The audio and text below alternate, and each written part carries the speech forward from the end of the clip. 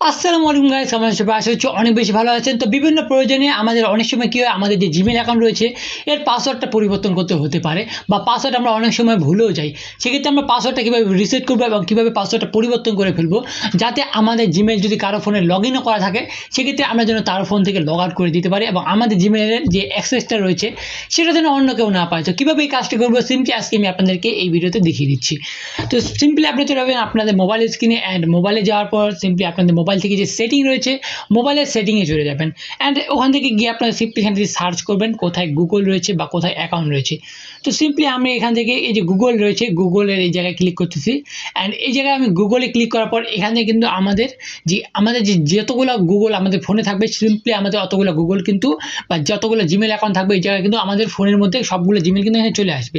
তো আমাদের এখান থেকে আমরা সিলেক্ট করে নেব আমাদের যে জিমেলটাতে আমরা কাজ করতে আছি। তো সাপোজ আমি এই জিমেলটা হয় আমাদেরকে, যদি আপনাদের এরকম জিমেল না হয় বা এই জিমেলটা যদি না হয়, আপনার যদি একাধিক জিমেল অ্যাড্রেস থাকে সেক্ষেত্রে আপনারা সিম্পলি এই নামের উপরে প্রেস করেন, সেক্ষেত্রে আপনার ফোনে যতগুলো জিমেল রয়েছে সবগুলো চলে আসবে। দেন আপনি ওইটা একটা সিলেক্ট করে নেবেন। তো সাপোজ আমি এই জায়গা থেকে সিলেক্ট করে নিচ্ছি এইটা আমি, তারপর ম্যানেজ ইওর অ্যাকাউন্টে ক্লিক করবেন, অ্যান্ড ম্যানেজ ইওর অ্যাকাউন্টে ক্লিক করার পর পার্সোনাল ইনফরমেশন ক্লিক করার পর পার্সোনাল ইনফরমেশনে এই যে নিচ থেকে কিন্তু আপনার ফোন নাম্বার দেওয়া রয়েছে কিনা এটা একটু জাস্ট দেখে নেবেন, এবং ফোন নাম্বার যদি না দেওয়া থাকে অবশ্যই এই যে ফোন রয়েছে ওকে ফোনে কিন্তু অবশ্যই নাম্বারটা দিয়ে দিবেন। তো দেওয়া হয়ে গেলে আপনার উপর দিক থেকে দেখতে পাবেন সিকিউরিটি নামক একটা অপশন রয়েছে, সিম্পলি এই জায়গায় সিকিউরিটি চলে যাবেন, অ্যান্ড সিকিউরিটি যাওয়ার পর পাসওয়ার্ডে ক্লিক করবেন। তো আপনাদের অনেকের ফোনে আবার আপনাদের যে জিমেল অ্যাড্রেসটা রয়েছে এটা যে লগ ইনও না থাকতে পারে, তো সেক্ষেত্রে আপনারা সেম ওয়েতে কিন্তু রিসেট করতে পারবেন, শুধুমাত্র আপনাদের যে এই মেল অ্যাড্রেসটি রয়েছে এটা আপনাদেরকে মনে থাকতে লাগবে। ওকে, তো সিম্পলি আমাদের যদি পাসওয়ার্ড যদি মনে থাকে সেক্ষেত্রে কিন্তু আমরা এই জায়গা থেকে পাসওয়ার্ড দিয়ে পরবর্তীতে কিন্তু আমরা এখান থেকে সিম্পলি চেঞ্জ করে ফেলতে পারবো। সাপোজ আমাদের পাসওয়ার্ড কিন্তু মনে নেই, এখন আমরা কি করবো, নিচে দেখতে পাবেন একটা ফরগেট অ্যাকাউন্ট রয়েছে বা ফরগেট পাসওয়ার্ড রয়েছে, সিম্পলি আপনারা ফরগেট পাসওয়ার্ডে ক্লিক করবেন, অ্যান্ড তারপরে আপনাদের জিমেল অ্যাড্রেসটা দেখে নেবেন, তারপর সিম্পলি কন্টিনিউতে ক্লিক করে দেবেন। ওকে, যখন আপনারা কন্টিনিউতে ক্লিক করবেন আপনাদের মোবাইলে যে লক থাকে সেক্ষেত্রে মোবাইলে যে ফোন স্ক্রিন যে লক রয়েছে সেটা চাইতে পারে, তো সেটা দিয়ে সিম্পলি কনফার্মে ক্লিক করবেন, অ্যান্ড কনফার্মে ক্লিক করার পর কিন্তু আপনাদেরকে পরবর্তী স্টেপে নিয়ে যাবে যদি আপনার পাসওয়ার্ডে ঠিক থাকে।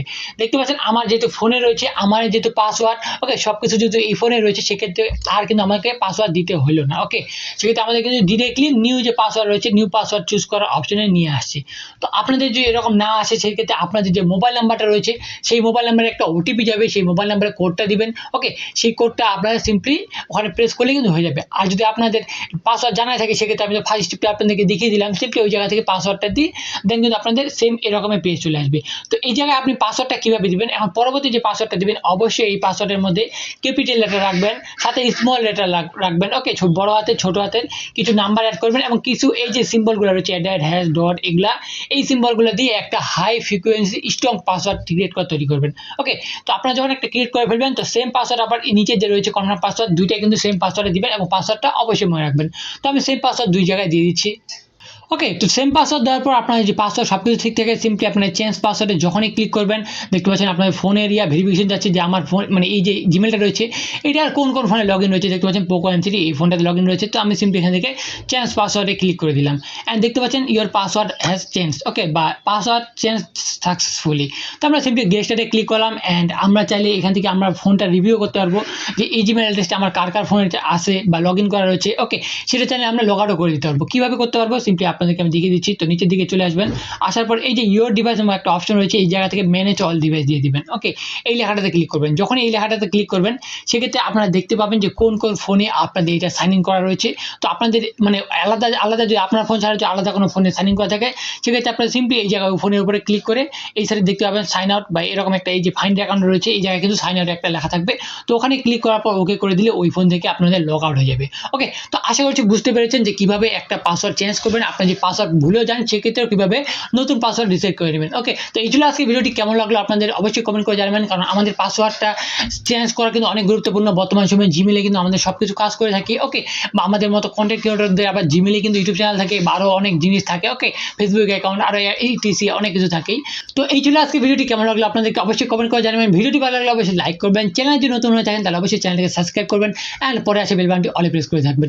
সেই ভিডিওটি আপনি যে ফেসবুক পেজে দেখে থাকেন তাহলে আমার এই ভিডিওটা ফেসবুকেও লাইক দিতে পারেন এবং আমার ফেসবুক পেজটাকে ফলো করে দিতে পারেন। তো দেখা হচ্ছে কোন নতুন ভিডিওতে কোন নতুন টপিক, ততক্ষণ পর্যন্ত ভালো থাকবেন, সুস্থ থাকবেন, আল্লাহ হাফেজ।